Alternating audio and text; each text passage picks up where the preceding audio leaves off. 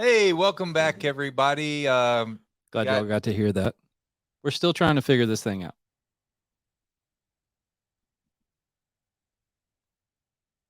You oh, frozen there? sorry. Yes, thank you.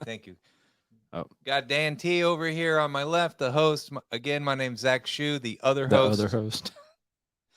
Yes, I like Not that. to be confused with the co-host. Dan was telling me about how he was the other coach of his kids' Yeah, soccer team. I said, wait, stop right there. This is an important part of the story.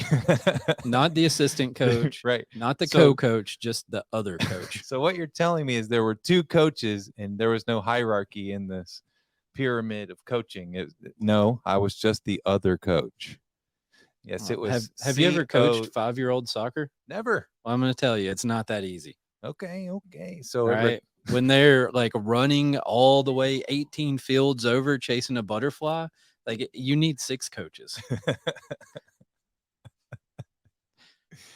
doesn't matter what order they're in. Is that the point you're making? It's just That's right. coaches on coach. We need coaches for 5-year-old soccer. We're really just babysitters. What are we doing today, man? What do we got lined up? We talked about a couple of topics. I think one was cash flow, which we kind of noodled around with in our intro.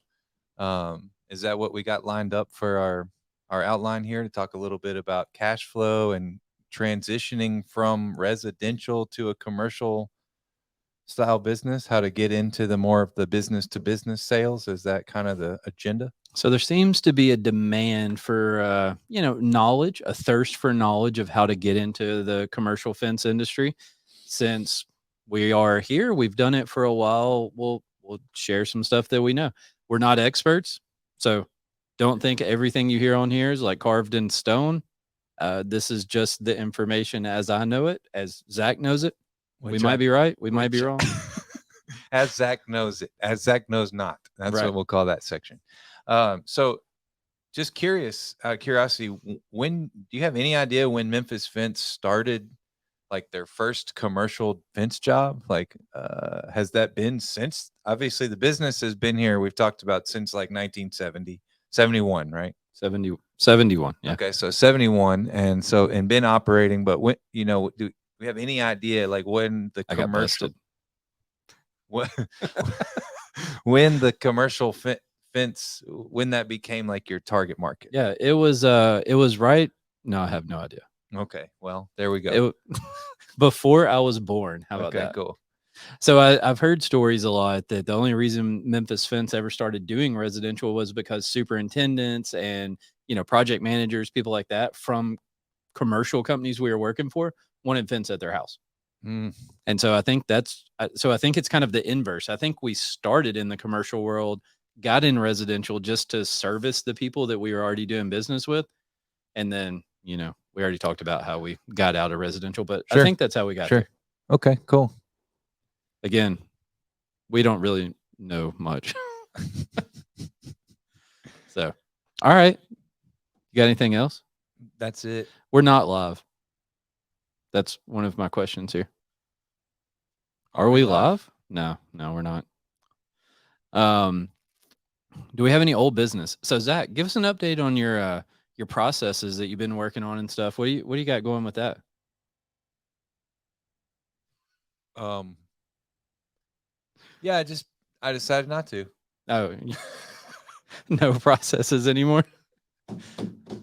So Yeah, I thought that was gonna be, just proved rather difficult. it was a little bit hard, so you decided to just give up. Uh, yeah, yeah. No, really, realistically, is the more I've dug into this, the more I realize it needs attention, and so ultimately, the shop process that we talked about is seemingly in full effect and starting to work. So I've Yeah, started job one with the folders and and whatnot. the flow chart for them to Yeah. use on this job. We started that job yesterday. Mhm. So how it's going? So you're a whole day into it. Yeah. So So today is day 2. We did get rained out midday, which is something that happens, which was obviously not in the flow chart. right, you missed But that. but I think as far as having that designated, it seems like we're going. The You should. folders are working. Did you not ask our resident weatherman? I did. Actually, was not here, Oh, that's right. which also He wasn't here happens. today. Speaking of, No wonder we didn't know it was going to rain. Our weatherman took the day off.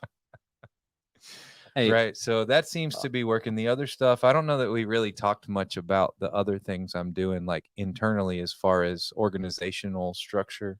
hey, Ilaria, We just kind of talked about does doing the. the video look terrible for you? Looks fine.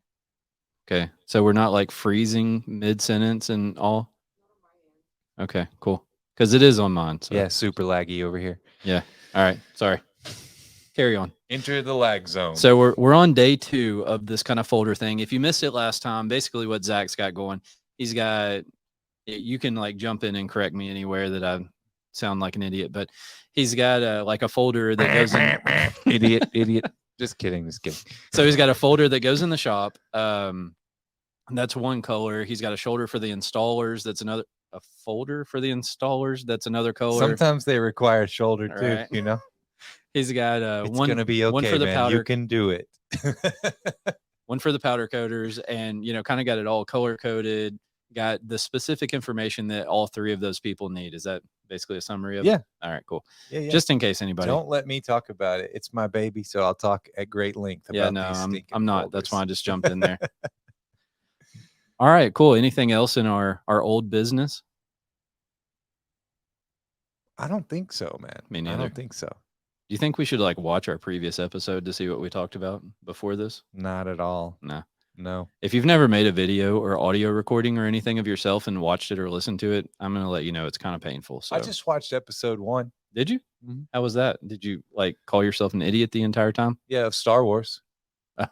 Okay. Is that relevant? Yeah. I'm that just kidding. counts. No, I did watch it actually. I did turn the volume really low. I just wanted to see how we were doing. I think we looked pretty good on there. So Yeah. All right, good deal. So we got something new we want to try. Ilaria, how do you say your name properly for us one time? Ilaria what's your last name? Pisoni. Oh yeah. And what about your boyfriend's first and last name, please? Yeah. Because we recently figured out she is dating a celebrity. Oh yeah, Will Smith. Will Smith. Will Smith. Yeah. How do you say it? Is there like an Italian translation for Will? No, he says Will. Will. So welcome to the part of the show where we learn Italian from Yeah. our resident Italian, Ilaria Pizzoni. As long Did as I that's say cool that with right you. that time? That's fine. Okay. Cool. Okay. So what's the word for fence? Word of the day, fence in Italian. Recinzione. Holy smokes. That's all you, man. One more time. Could I get one more time? And then in a sentence. Recinzione. Recensione. Oh, good job. I've officially learned an Italian word, ladies and gentlemen. I cannot roll my R's, so all I got's like recensione. That's close enough. It's right on down there by the recensione. Yeah. That It's like a overcooked chip with cheese and salsa on it or something. It's like a deep fried. yeah, it's kind of like nachos. I don't know how you can make Italian sound Tex-Mex, but it sure does. Yeah. It's All right. tasty sounding. So I got a story today. So Oh yeah. we're working with Jackson Fence Cannon Yeah. on a job in Jackson. And so today we went and met on a job site, went to Starbucks after, and we're sitting in here like, doing some training on Simpalo. And he's so we're, just in Starbucks and there's other people around and all this stuff. And he pulls his phone out. He goes, "Hey, we're going live on Facebook." And I was like, what? And it was the most awkward, nervous thing I think I've done in a while. Like I can sit here and do this and it's not that bad, but for some reason we're sitting in a Starbucks. All the people over there working were like watching us. In fact, at one point, some dude like walked over and like was trying to talk to us like, "Hey, how's it going?" kind of thing. And it was so weird. But it was strange because like this goes to the same place. But for some reason, like just that kind of like spur of the moment, pull the phone out, go live kind of thing, it really freaked me out. I don't know what's up with that. But anyways, that's my interesting story. That was from the day. it? That's it. No wonder you saved it. So Yeah. I'd be underwhelmed on camera. Yeah, you thought it was going to be great, didn't you? So I told Zach, I was like, "Oh, I've got a story I'm going to talk Where's the about in the button? podcast." Yeah, we need like a. I Hold on. want that button. I want it. There's what like, nah. Yeah. Do you think people watch this and they're like, these people are idiots? I'm Yes. never watching this again. Well, we're going to talk about some good stuff. Yeah. Sorry. Bear with us through the dumb stuff and we'll get to some good stuff. But I wanted to give a very anticlimactic story to Zach before we got going here. He thought it was going to be cool. That's all I Yeah. got, man. Yeah. We did go to a job site and the contractor's like, oh, yeah, we're ready for you. Come on out, blah, blah, blah. And we got there and there's like mountains of riprap in the fence line, like 3 dump truck loads of dirt. They have stuff staged for the building all the way around the edges of the parking lot, which also happens to be where the fence goes. So, lesson for everybody. If What's the condition of the dirt out there it, currently? I mean, it kind of looks like a roller coaster like this. So not even partial grade, No, binder, nothing, no. curbs laid out. Oh, there's some asphalt, There but is? the asphalt kind of just ends in places and there's no curb behind it. So we don't really know where the curb's going to be. Right. So just if you've never Get ready and come on and wait some more. Yeah. If you've never had a general contractor call you and say they're ready, send somebody else before you send your crew. Go look at the job, make sure that they're not just full of crap. That's kind of the game we play, though. I mean, we talked Yeah. about that a little bit, about staging these big jobs and just having them powder coated and waiting over there on a pallet. Yeah. For the day they say, let's move. Oh, and I said full of crap. That's not correct. I think sometimes people just don't know what site conditions need to be there for us to install a fence. So, you just kind of have to go out there and be like, hey, we need this, this, and this done. And hopefully they say, okay, and, kind of help you out. Sure. So, but every once in a while you run into somebody that's like, nah, you're good. Put the fence where it is.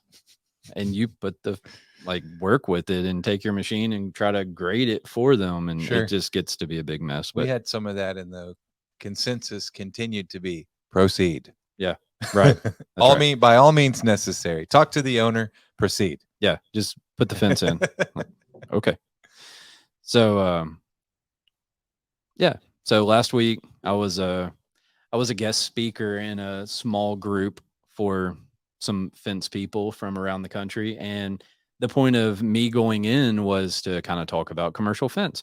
And basically what I did was I sat down about an hour before I was supposed to be in there. And I was like, hey, I got some stuff I want to make sure I talk about. I'm going to go ahead and I'm going to jot it down. Oh, and if any of you are here, thanks for listening. So yeah, I want to jot it down. And so I started writing, and man, I had like 5 or 6 pages worth of notes.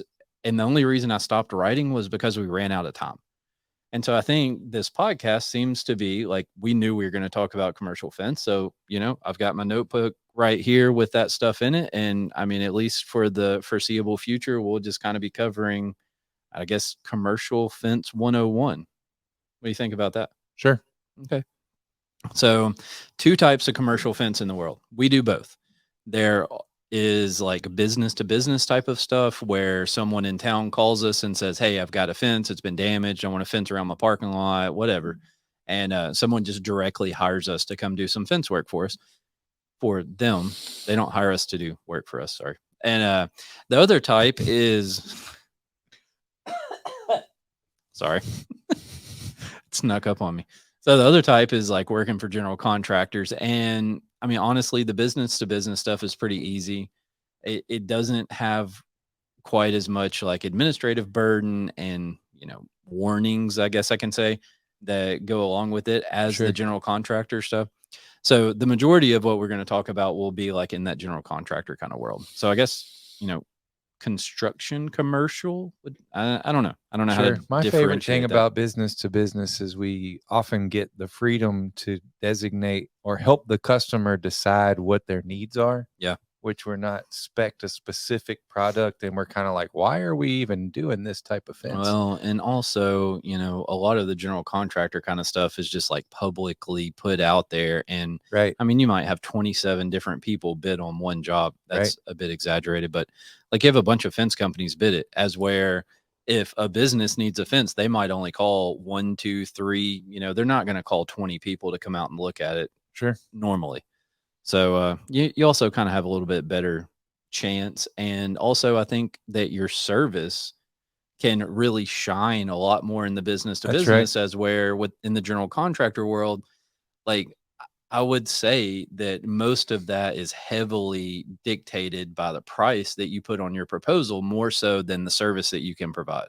Right. You don't really get much of that like one-on-one kind of like sales opportunity either in that world. So kind of pros and cons to both. It takes a little bit of everything to survive. So, but anyways, so let's see.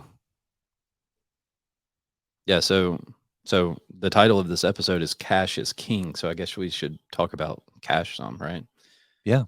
Is that what's on the agenda? Okay. All right.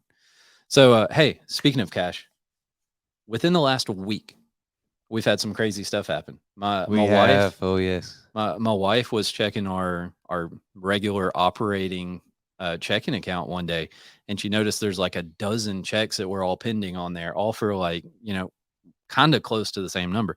So come to find out, someone had printed a bunch of checks with our information on it and just wrote them all to a bunch of people, and they went to like a convenience store and cashed them.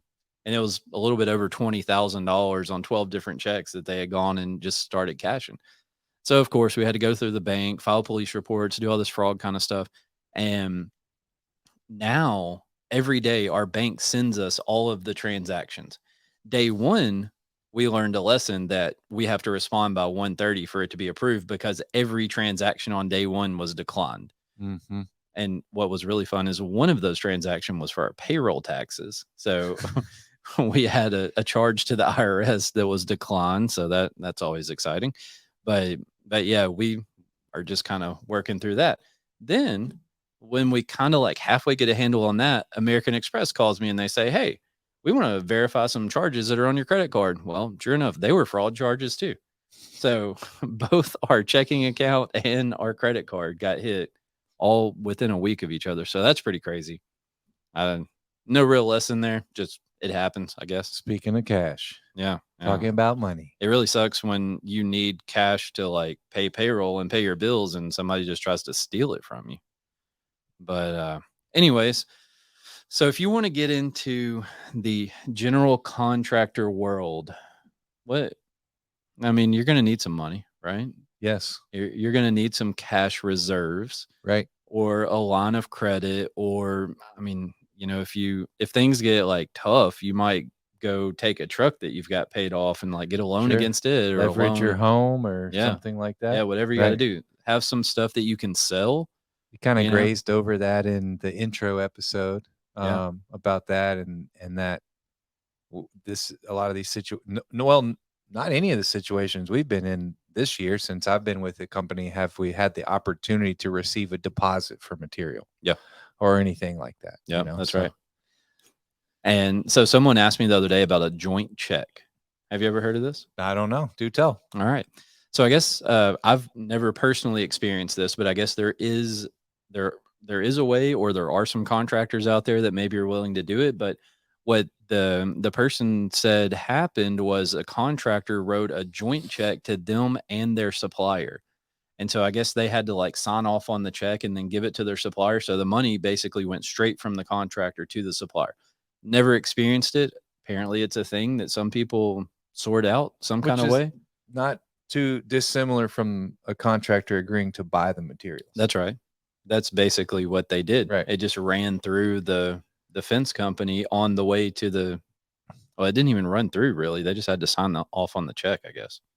But anyways, it's kind of like a deposit, not a 50% deposit probably, but like it is some kind of deposit. And I guess, some of this, we've talked about having some exercising some transparency here, and we do mark up materials a little bit.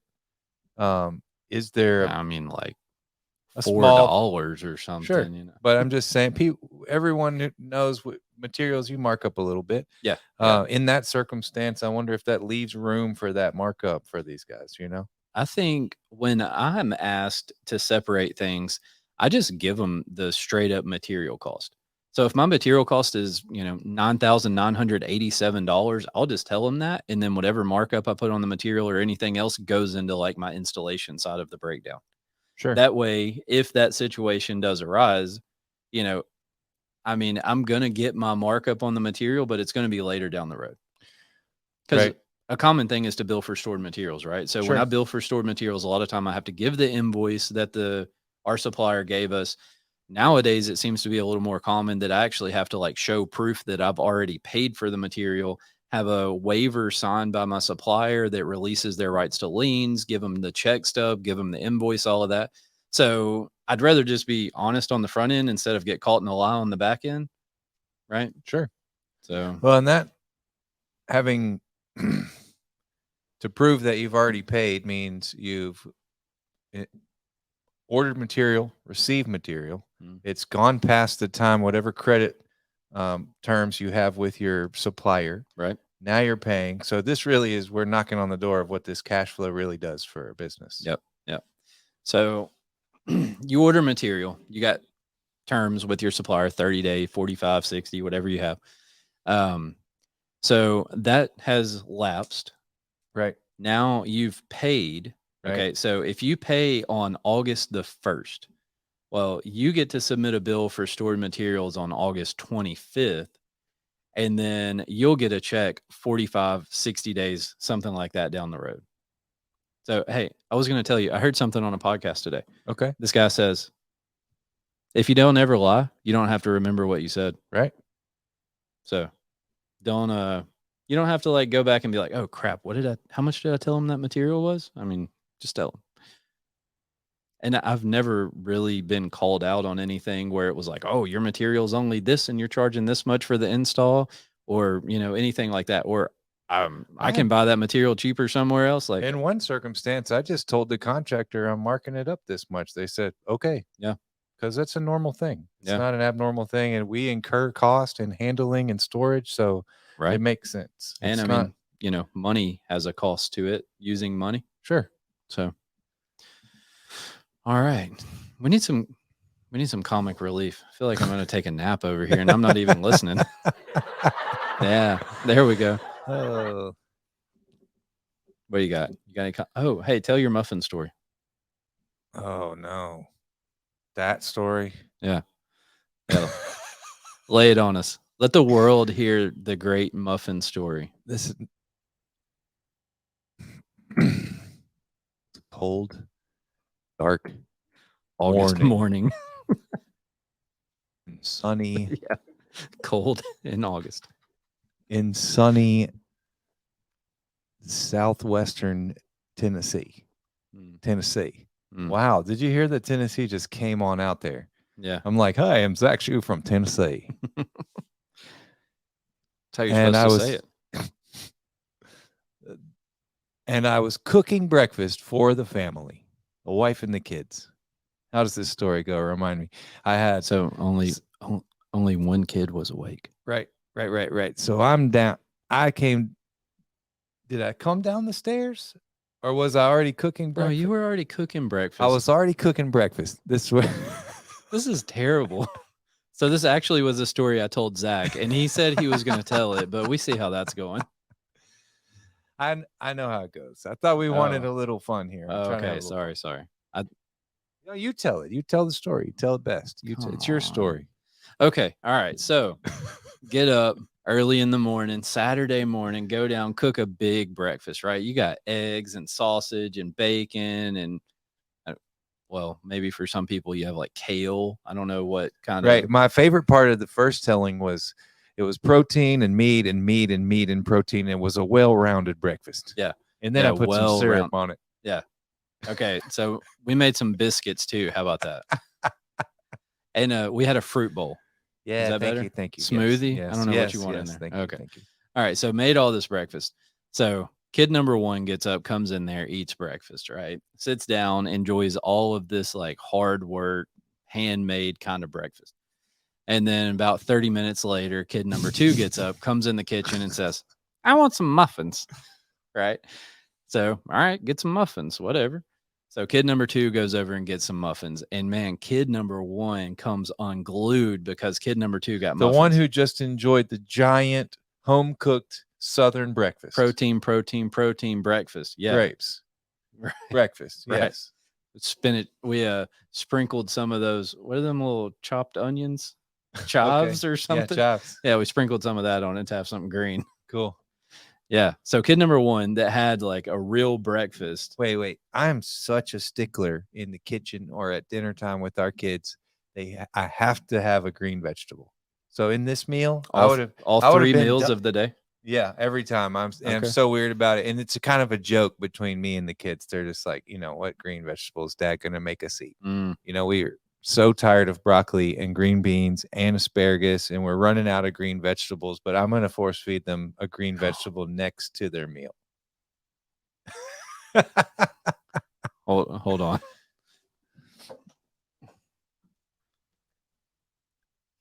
I don't know what's happening. Um, I didn't turn this on. yeah. So in your story, I would have been dumping heaps of canned green beans on all the kids' breakfasts. Green beans. Yeah, I'm just imagining me with canned green beans, just dumping them. Like your can of chili and beans that you were talking about That's earlier? not mine. I do literally eat canned green beans here in the office for lunch sometimes. And you just dump that on top of the sausage and eggs and bacon. Yeah, sure. Make it No, a stir that's not how that works. It's You- more like a can of tuna, a can of green beans with a baked potato for breakfast. for lunch. Oh, I thought we were talking about breakfast. We were. All right. I So, interjected a anyways, bit. let's get on with the story. So, the point of the story is that kid number 2 got muffins. Kid number 1 saw that kid number 2 had muffins. They didn't need muffins. They didn't want muffins before. They never thought about muffins until they saw the other kid have muffins. Right. And so the reason this story came up yesterday, whatever, was Yes. there was somebody in the office who saw that some welding gloves were bought for someone Right. else, and like all of a sudden they had to have some welding gloves. Theirs were about to be worn out, right? They Yeah. weren't worn Kid out. number 1 just got a new welding hood and various other sundries from the local welding shop. Right. And then only when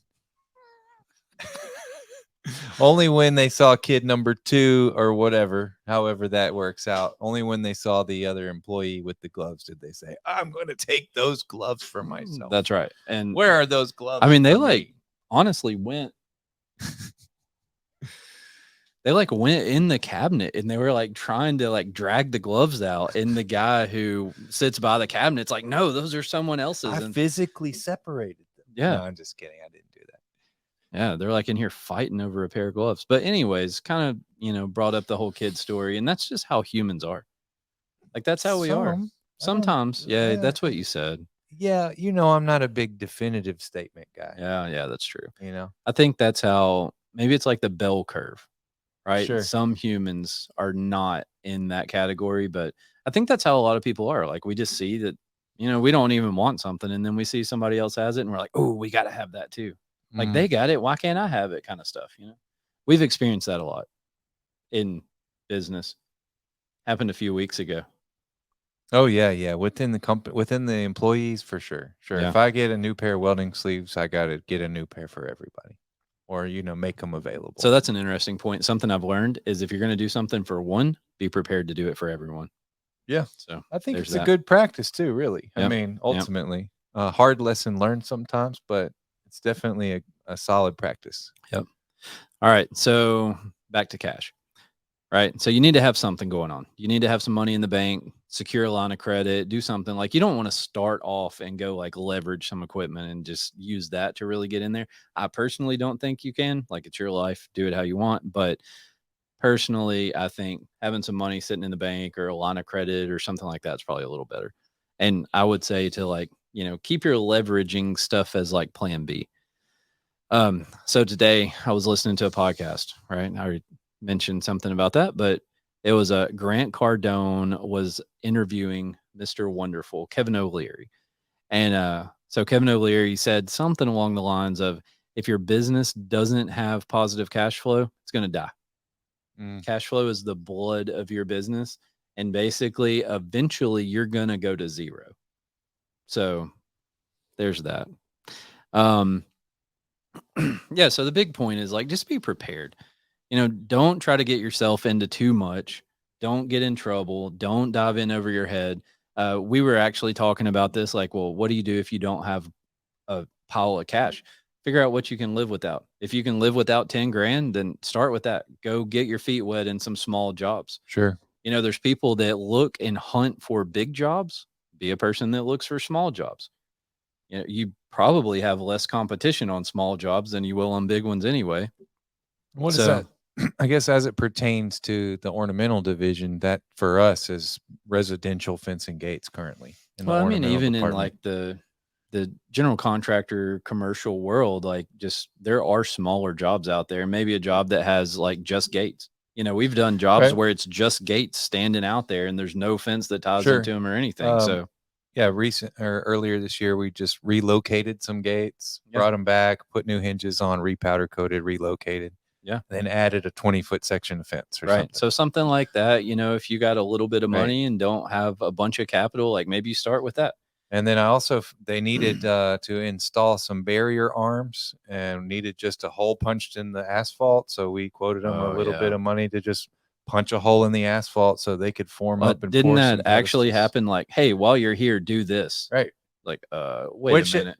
I mean, it's kind of sure I bristled a little bit at that. Like, hey, that sucks, but we charged them for it, so it was Right. no big deal. In the end, So you got like a change order out of it? Yeah. Okay, cool. So I thought we were kind of just in that situation where we just had to do it.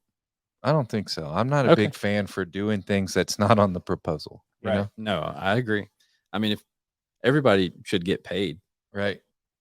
Right. Same thing Oh man, applies. as a small when I was running my business and first getting started, dude, I would just do whatever they said. Yeah. And Oh, yes, sir. right. Let me get It right was out there and do that. That's one of the hardest things, and I mean that's not in the commercial realm, but that was a hard thing to get to. Mhm. First, just drawing hardline proposals that outline to the best of your ability all of the scope of work and sticking Yep. to that. If something's outside of that, then a Hey. change order is submitted. You know what you got to have to do that? What's that? Time. Right. Well, that's true. You can't be rushing, wait until the last minute trying to throw something together and all of that. Like, Sure. if you're gonna try to write that proposal, probably should start a little bit in advance, right? Yeah. Yeah. So, yeah, don't get yourself in trouble. Don't get into too much. Just be patient. Start But small. Those little add-on things, if managed properly, can be a good source of cash flow. It Yep, seems, for sure. Well, they can be lucrative. Right. Right. Yeah, for sure. So, here you go. Save some money. Get your stuff in order before you just go out there and dive in, right?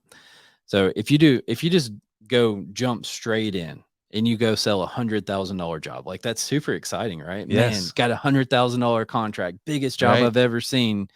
Well, guess what? Then reality is going to hit because you got to buy this material, right? Let's say you got 30 grand in material. You got 30,000 you're going to have to spend in payroll. You've accrued $30,000 worth of overhead while you're working on this job, right? So you're operating on like a 10% profit, 10% net income there. Right. So now you put $90,000 of your money in this job. Now you get to turn in a bill. All right. So again, the same principle. If you are done like August 10th and you're going to turn in a bill, well, then you bill on August 24th, 25th, whatever that day is, and you wait 45 days. So you need to be ready to do that. You got to have resources that can sustain you or other jobs that you're doing that can like carry that burden for the time being, or, whatever that situation is, like you can sort that out yourself. Just want to make sure you understand it's a thing. And you can bill monthly. So like the example I gave where you finished on August 14th, like if you had half of it done in July, then you could have billed in July for, a half of it, and then you bill for the other half in August. So you can turn in monthly bills. So you don't necessarily have to wait until the job is complete, but you're going to have something to be able to bill with material, Right. Like progress, something like that. Currently, we have a pile of panels for a job we haven't actually broke ground on. Mhm. But we can bill for the fabrication time Yep. and those panels. So we can bill finished for panels. material, fabrication, coating, things like that. Sometimes it gets a little hairy doing that. Sometimes like owners don't want to pay for stored materials. Sometimes general contractors don't want to mess with it. Like I had a situation where I signed a contract and we did the job like 4 years later. And I tried 3 or 4 times early on to get them to pay for stored materials. And the guy was always like, oh, yeah, I need to check with the owner, see if they'll do it. Da, da, da, da, da. Never happened. So when they finally came back to us and they're like, hey, we're getting close to being ready for you to do the fence, I was like, all right, well, you're going to have to come up with an additional X amount of money because that's how much more that material costs now. And by having documentation showing that I tried to do the stored material stuff and all that, the new guy that I was talking to was like, you know what? Yep, we screwed up. You're right. We're going to send you a change order for the additional cost. And I mean, that one worked out, but Right. that Pretty pleasant outcome there. it was. We got lucky. And it's hard to say anything that, is like definitive again, because I mean, it all depends on the owner, the contractor, everything like that, how they're going to handle those kind of situations.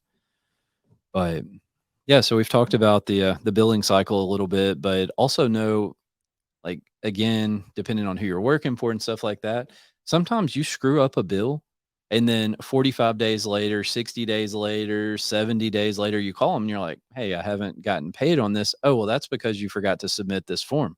Right. What? You couldn't tell me? And like at that point, now you are 3 months in or 2 months or whatever Right. down the road, and you get back in the billing cycle, and then you gotta wait your 45 or 60 days.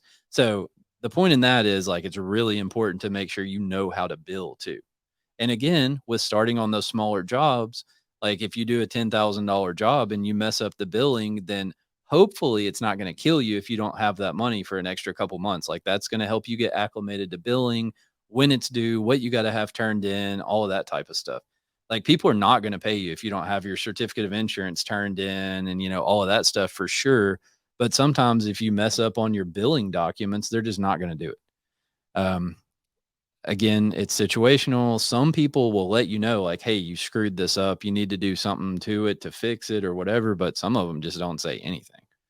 So I would make a mental note of those people that don't say anything, and just, maybe next time you don't want to work with them. Like, you don't have to bid everybody on every job. So, Right. That's another lesson learned too. When you're yeah. eager to get your business going, you want to bid and work for everybody. And then over time, you kind of realize the people that, you develop a working relationship with and kind of have a preference of sorts for who to deal with and what jobs kind of go well in that respect. Yep. Just like, there's better fence companies, there's worse fence companies, there's better general contractors and worse general contractors. Sure. Like, and I mean, it sucks when you do some jobs with those worse ones. I mean, we've had situations where general contractors wouldn't pay us, wouldn't answer the phone, wouldn't reply to emails, wouldn't do anything. And we reached out to an owner. One time I can remember, reached out to the owner on the project. It was for a local municipality here. And we found the project manager that was handling the job. And he's like, oh, yeah, we paid that out like 3 months ago. I'm like, well, really? Because we haven't gotten paid. I don't know the answer to this, but there's like some stuff out there that if the contractor doesn't pay you, I think the money is supposed to go into an escrow account, that something like that. So uh, contractors can get in trouble. There was a situation in Tennessee back a couple years ago where a guy filed a lawsuit against a general contractor and was awarded a pretty decent sum of money because they didn't like do that whole escrow thing and everything like they were supposed to. Wouldn't pay him for no apparent reason. Da da da da da. But anyways, yeah. So we talked to the owner, talked to like the project manager that was representing the owner on that job, and I mean, within like 30 minutes, the guy that owned the general contractor company was on the phone with a credit card, and this dude was livid. But I mean, I was like, look, you gave us no choice. What are we supposed to do, man? We've been trying for 3 months to get in touch with you. Nobody will return a phone call. Nobody will return an email. The job is done. Like, what do you think we're gonna do? So crazy things like that happen sometimes. That's pretty rare. Right. Most of the time people do And good. likely it's a case of like internally there was just some disorganization where he was unaware that you hadn't been paid. Yep. Yep, that happens. And You know? I mean, there's times where like the bill just got sent to the wrong person. Sure. There's a lot of situations out there like that that are not anyone's fault, just things happen. Right. So, anyways, the moral of all that, just make sure your ducks are in a row. Don't dive in over your head, and be aware that cash flow stuff can be a little bit weird Right. with these general So contractor kind of jobs. You wouldn't suggest quitting your job, taking your vacation pay, and starting a business on $2,000. No, I probably would not Okay. suggest All that. right. I should have asked. Oh, wait, no, we talked the weed eater business. Oh, right. Right. There are those models. Yeah, if you got a car or a truck and like you want to take your weed eater and stick it in the trunk, then I mean, Right. as long as you don't have to like pay a mortgage or eat for in the Right, we very talked about foreseeable that, and future, you that might be okay.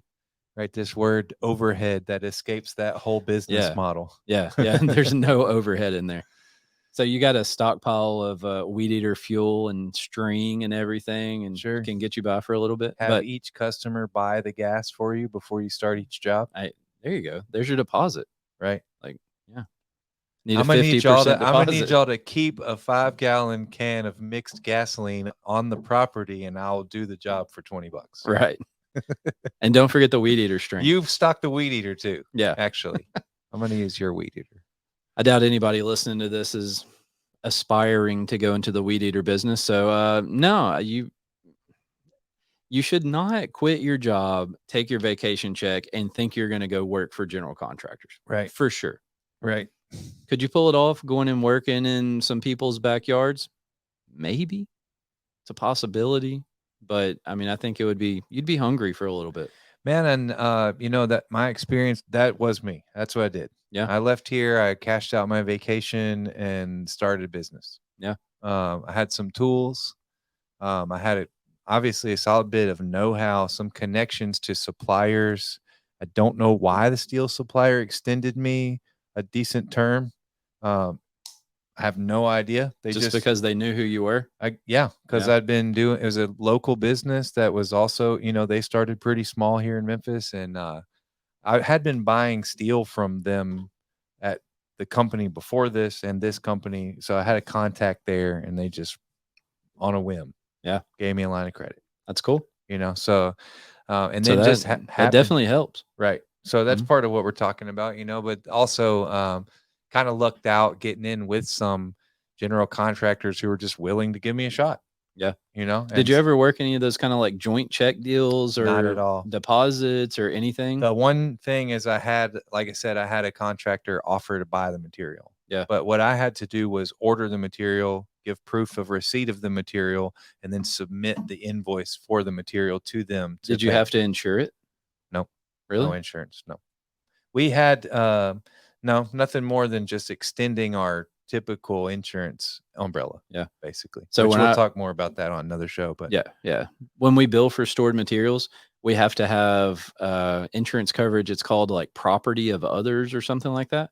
So we have to have that policy has to be large enough to cover whatever material we're billing for. Right. So if we're billing $10,000 worth of material, like we got to have $10,000 worth of insurance coverage and provide proof of that insurance.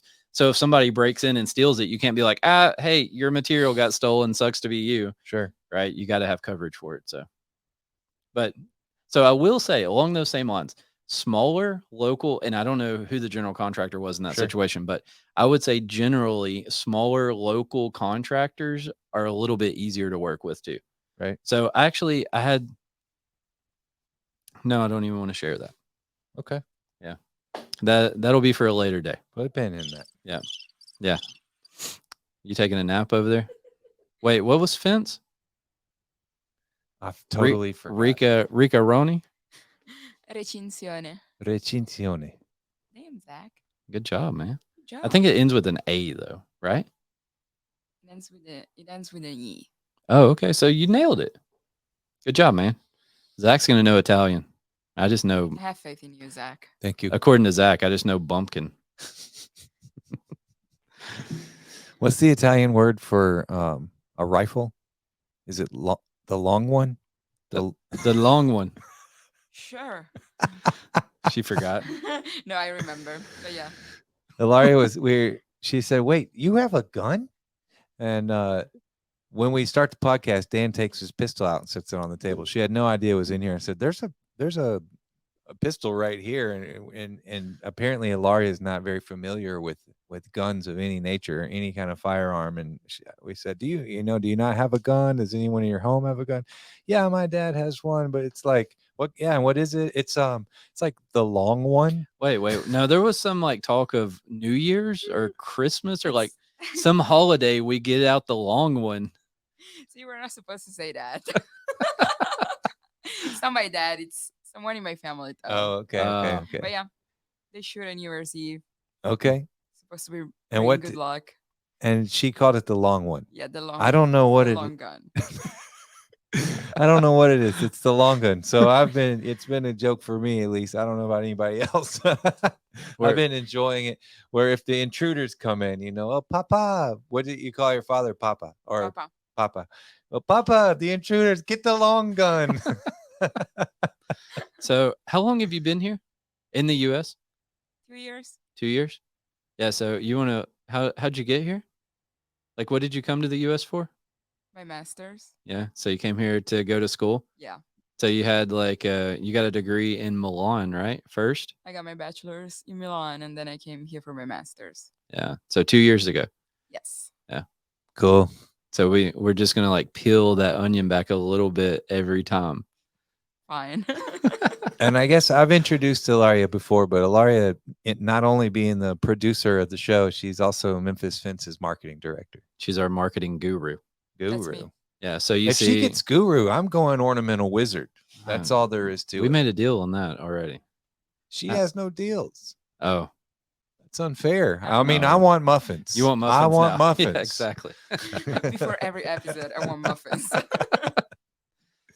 All right. So all of the like social media posts and this podcast and the video and everything, that's all because of her. We can't figure it out. We just sit here and talk about some stuff that we halfway know about, and she makes all the magic happen. So, back to the cash thing. So as we work through this, we're going to talk about various topics. Like I said, I've got 6 pages worth of notes, and this was half of page 1, just to kind of give you a warning. What's up? I was just checking this out. I was just wondering if there's going to be an opportunity to interject like a personal experience or a Memphis Fence experience where this cash flow was affected you, a positive story, a negative story. Here's where I wish I had more. I mean, I like the one with the contractor but we didn't really get into how that could have negatively affected you had you not had the cash flow in place to support that unpaid bill. Okay. So first of all, let me finish this thought that like, as we progress through these different topics, what's going to happen first is we're going to give you like multiple warnings like this. Okay. So just whatever you want to call it, precautions. I don't know, but cash is number one. So we're going to talk about some other things like, scheduling with general contractors and like insurance, and kind of just give you like I don't even want to say like the negative, but just like the real life things that are going to happen when you get into that world. And what people want to know is, how do I bid these jobs? Right? How do I go find jobs? How do I build relationships with general contractors? How do I get in there at all? I'm not going to tell you any of that until I've given you the disclaimers. Yeah. How to manage the project, right? Because what I want a clean conscience, that I don't like send somebody out there and they go sell this $100,000 job and they got $2,000 in the bank and quit their job. We're going to tell people how to sell $200,000 jobs? No, 100,000. Oh, only 100, ladies and gentlemen. They got $2,000 and quit their job last week, right? So yeah, we're going to be telling my story over and over. Granted, no, I don't think the people listening to this are dumb. Like, don't take it that way. It's just how I want to do it. So anyways, like I said, don't be scared. Bad things don't happen every time. They just happen sometimes. Sure.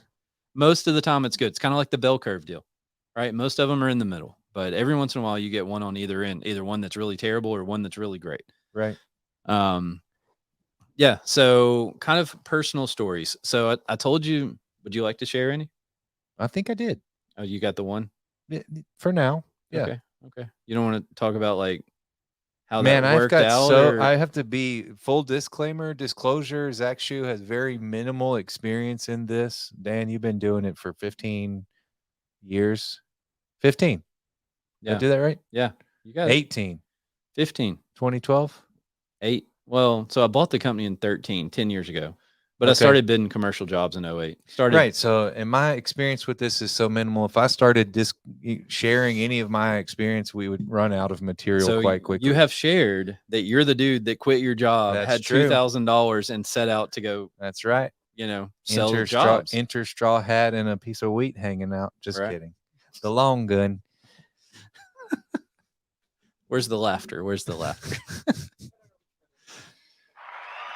Oh, I okay. I I don't don't know laugh. if that's good. I literally don't laugh as much as I laugh on this podcast because I'm interjecting that laughter for us. Right.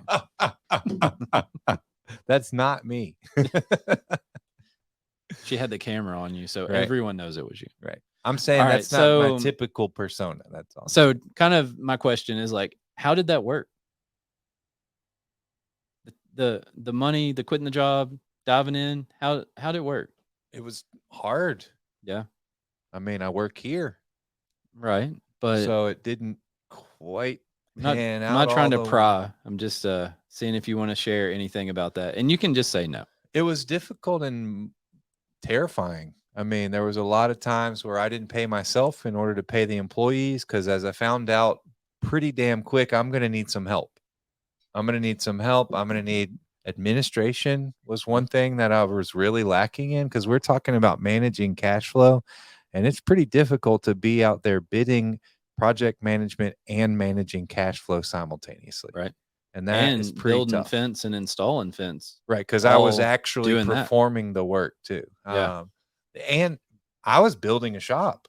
I was working in a 10 by 10 space that was just a roof and a concrete slab. Mm. And then over time moved into a little bit larger space and then built walls around me as the business grew. Yeah. In that way. And so I say it was hard and I work here, but I mean, we accomplished quite a bit with starting out with $2,000 and a couple of welding tables and a welder. Actually, a friend of mine gave me a welder to start with and said, here, you can use this until you can afford to buy it. Yeah. And over time, I bought an old welder from you, Mm-hmm. got 3 welders set up, 3 fab tables set up and completed, I guess the highest grossing job was $125,000. And that was just, we were so close with the customer. There was a general contractor involved, but we were so close with the customer. They were just willing to, I guess, take a risk on the artisanship. And that was what they were after. And so, that's not a very common thing. So a lot of what you did was really specialized, right? Yeah, extremely specialized. And that was really the niche that I thought that I was going after. Mm-hmm. I kind of thought there was a need here. Really, this the craftsmanship and handmade and hand worked iron blacksmithing and fabrication is kind of few and far between. I think there might be really like 5 shops that are doing that kind of stuff. Yeah. So pretty early on, I can share a story about kind of what we did. So we hired you. Yeah. Shortly. That wasn't too long after you left, right? Yeah. And we had a gate that had this massive roll top deal that was on the top of it. So the only way that for the blacksmiths or iron workers, they were basically gigantic penny scrolls. This is like a 48 inch diameter by 7 foot long penny scroll, basically. Yeah, and there was like a secondary scroll inside of it, right? That had to be like forge welded in there and crap. And so it was all, what was it, like 1.5 by 2 solid bar. I think 1.5 solid coal rolled. Yeah. And so we brought it to you, or you came and got it and like ran it through a forge and like hand I built everything. I built the forge large enough to be able to do the work. Yeah. So that was insane. So that was a part of, speaking of cash flow, that was a cost of the job that as a new to this whole thing and bidding these things, I think I told you it was going to take me like 4 hours. Yeah. Or something like that. It was like, and it was crazy. I mean, and it went probably 10 times what I thought it would be. Right. And so that was kind of a weird one. Luckily, I've known Dan for a while. He was pretty cool about working with me through that, when me saying, hey man, it's taking like 10 times longer than right. Which means it's going to cost 10 times more than I thought, and you're like, holy crap, man. But yeah, that was a wild one. We got through it. We made it work. That was wild. We got the gate done. And I made some gigantic scrolls. I mean, it was pretty cool, and it's a cool gate. Maybe I don't know, is there a place they could maybe find a picture of that gate? Instagram or Facebook? You want to put it on the PowerHouse one? Just put on PowerHouse. I've got Yeah. some pictures of me holding the scrolls before they go in the gate. I've got some videos actually of the process of putting that. I mean, dude, this thing, the pieces that I forged were 5 feet long. I think it weighed 75, 80 pounds per Oh, it's section, massive. and It's big stuff for you sure. said forge weld. I didn't actually forge weld. I just you welded. cheated. I cheated. I Okay, cheated a little okay. bit. So the penny part was not a real penny. It was a slug of solid bar. Mhm. So like 4-inch round solid bar that I think I talked Morgan Steel into slicing me off a chunk of some scrap or something. Yeah. Yeah. Nobody knows that company's name. Right. We like them anyways. Yeah, I do. They're So, good, man. That's who we use Yeah, this is sometimes. most of the time for me. Yeah. Right. Um, Anyways. Yeah, so my experience running the business, that was the beginning. That was like the fledgling beginning. And I think the photo of me holding that on my website that I built, which was just super bare bones. It was like a Squarespace thing that we copy and pasted some junk and that's what actually landed me like my first decent contract with this was for a homeowner who happens to be a pretty solid well-known architect here in Memphis, and from there he designated me and my shop as their preferred vendor, and then so we were kind of in the door um, with that was my introduction to the general contractor world. Yeah. So like totally outside of my control. I wasn't fighting for that, but I mean in that time period, man, there were some Mondays or Tuesdays or Wednesdays I'd pull up to the shop and I'd just have no idea where the paycheck was going to come from, and that's what it looks like not having cash flow, and So we mentioned before that's happened to us, right? Yeah. Like we'll deposit. We have had times in our 10 years tenure Sure. where I mean we might be like depositing a check on Tuesday or Wednesday that covers payroll that week. So I mean and that kind of stuff happens to everybody. and I mean, that's it doesn't what I've matter. gathered. And I was worried about. I did start a bank account with a smaller bank and get a really small line of credit with them. As I mentioned, the line of credit with the steel vendor, Mhm. and then there were some other people who were willing to kind of help me out. A local hardware store, I had a line of credit with them, just basically on having seen my face in the store for years. Yeah. And so that's one way to do it. But ultimately, the people I've talked to along the way, I have a friend that owns an auto body business, and some other guys that do, more high volume stuff. Basically, what it gets down to is everyone's doing it basically the exact same. It's just how many placeholders there are before the zero. That's right. How many numbers are there? Right. It's like the amount of debt that we have is equivalent according to just kind percentage of revenue. Exactly. Right. So Thank you the for tricky thing about that articulating is that for me. like if you go bust on a small scale, Sure. like it's going to be life changing to an extent. You go bust on a big scale, it's definitely going to be life changing, right? And I guess that's the fear, man. I mean, really, that was a big part for me, was like the fear of establishing a line of credit is, holy crap, what if this thing goes belly up? Right. Yeah. But really, the whole mindset, I think, to starting this type of any type of venture like that is really like, I don't have in the back of my mind, I don't see this thing failing. I don't see this ship sinking. Yeah. I see me, sailing away into the sunset. And that's the attitude that I had to take in those days when it's like, I haven't paid myself. I don't know when I'm going to get paid, but I still am looking forward to this is not the failure, right. This isn't the end. Right. This is just a step.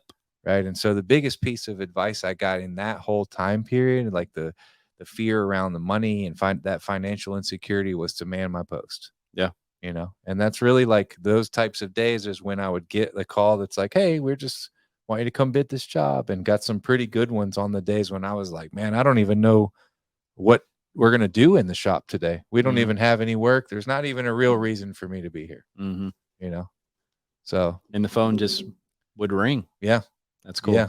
That's cool. So, I mean, and I'm not saying I would just sit on the couch and cry. I mean, I was calling people. I was constantly using social media and creating flyers and sending emails, and all but short of knocking on the doors of these contracting firms. So I think the summary of all that is it takes work. Yeah. You can't just sit back and wait for something to happen. You got to go get it. Sure. Yeah. I mean, I can put in a lot of work, but still, I'm not responsible for the outcome, but I definitely can show up and at least man my post. Yeah. At least be next to the phone when it rings. Do what you can do. Right. Yeah, For sure. for sure. There's so many ways to say that life principle, Right. So Yeah. So I don't know. What's a good story for me to tell? I shared the one with the credit card stuff. you were trying to use me to buy some time. No, I was just seeing if you wanted to share anything. I don't know. Okay, I'm just picking on you. Just don't- roll with it. I don't know how much of your life you want to share on here all with of the it. I don't world. mind. So, I really don't mind. but we're nearing an hour in length. we're an hour and 40 seconds, right? No one's listening anymore anyway. That's not why we're doing this. That's not true. Yeah, That's not you're why right. we're doing You're right. this. I don't really have any stories. I mean, the credit card one is pretty good. We've definitely, there's been a lot of situations that I've shared where, we forgot to turn in this form and we found out 2 months later, like, yeah, that's happened to me. Well, so when you were talking about that, I guess one last thing, like a good pointer or tidbit, we talked about my using software for timelines and project management and all the stuff I'm doing. So what type of stuff do you do, say, with these billing cycles with contractors to remind you this is the day to bill? Do you have somebody that just handles that for you for your jobs? Nope. So most of that stuff is kind of in my role here at Memphis Fence, is like billing my jobs. Sometimes other people do it, but most of the time it's me. And what I do is I have a like recurring calendar event in Outlook, probably around like I think it's a 3-day deal from like the 18th to the 20th, maybe, or like 20th to 21st, something like that. And basically, it's just a reminder for me to go into QuickBooks, run some reports, make sure that I know every job that we've worked on that we have to bill. Because there are times where I've sold a job, I have to bill the job, and I really don't even know that we work on it, as crazy as that is. Sure. Like, hey, Zach, did we do anything on this? Can I bill these people for any of this stuff? What did we, and that's a frequent question. What did we accomplish on job number 1, 2, and 3 this month? And, that's all for me to be able to bill it. So I have recurring monthly reminders in Outlook.